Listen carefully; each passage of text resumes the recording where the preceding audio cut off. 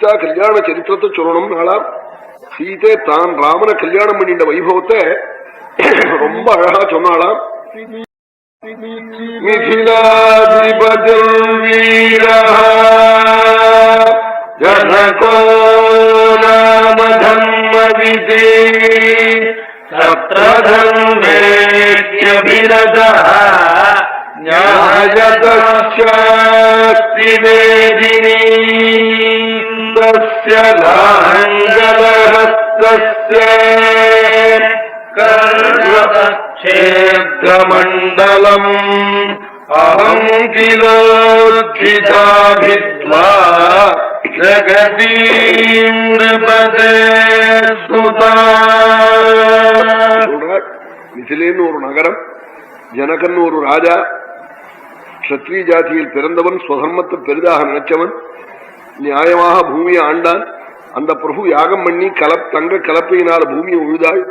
அது ஒரு தங்க பெட்டி கிடைச்சது. அந்த பெட்டியை திறந்து பார்த்தா அதுல நான் சின்ன குழந்தையாக இருந்தேன். உடனே என்னை எடுத்து தன் மனைவியின் இடத்துல இதை சொந்த பெண்ணாக நினைச்சு கொண்டு கொடுத்தாள். அசரீர வாக்கும் அப்படியே சொல்லித்தது. என்னை சொந்த பெண்ணாகவே நினைச்சு எங்க அம்மா வளர்த்தாள். என் சரீரம் வளர வளர பர்த்தாவோடு சேர்ந்திருக்க வேண்டிய வயது எனக்கு வந்ததும் எங்க அப்பா ஜனகன் கவலைப்பட்டாள். அது கூட ஒரு பெரிய விசாரமும் இருக்கு. நமக்கு சதிருஷமான குடும்பத்திலேயோ அல்லது கீழ்பட்ட குடும்பத்திலேயோ நம்ம பெண்ணை கொண்டு போய் கொடுத்தா எத்தனை இவன் இந்திரனுக்கு சமானமா இருந்தாலும் பிள்ளையாத்துக்காரங்கிட்ட அவமானப்படாதவனே கிடையாதான்.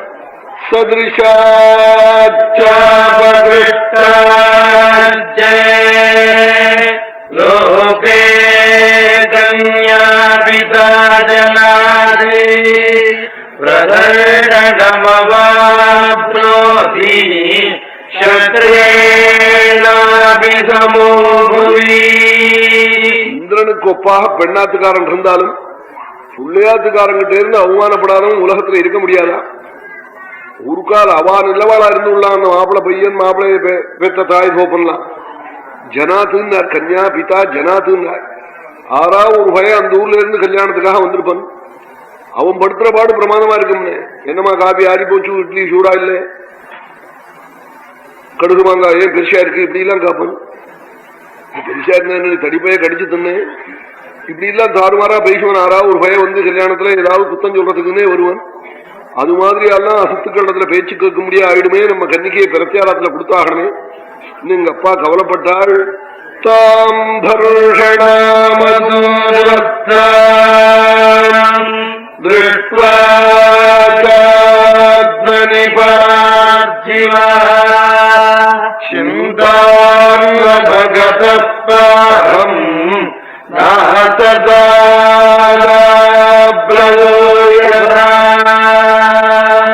பெரும் கடல்ல முழுகி சிந்தா சமுத்திரத்துல முழுகினார்.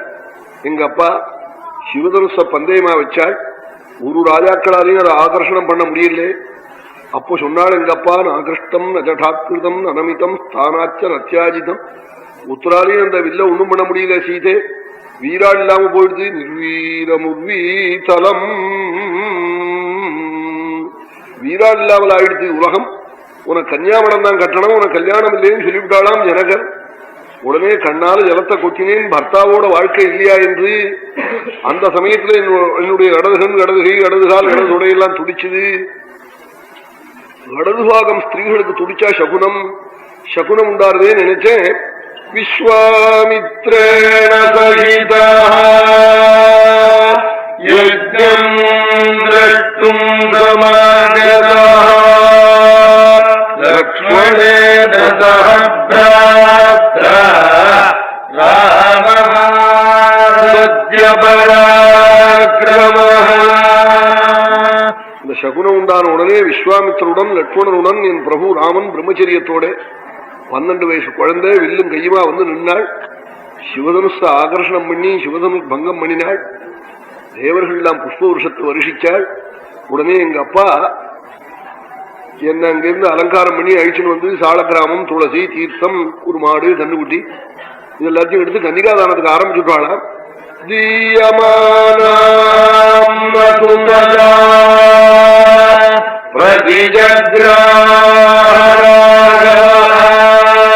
தானத்துக்கு ஆரம்பிச்ச காமிச்சதே தொடமாட்டேன் தானம் வாங்க மாட்டேன்னுட்டாள் பிரபு ராமன்.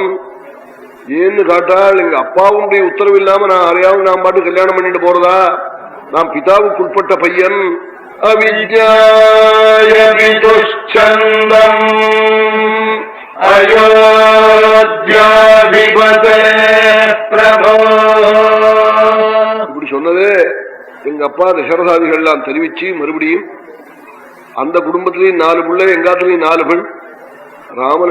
ராமனுக்கு என்ன கன்னிகாதானம் பண்ணினாள், லட்சுமணனுக்கு என் தங்க ஊர்மிளையை தானம் பண்ணினாள்.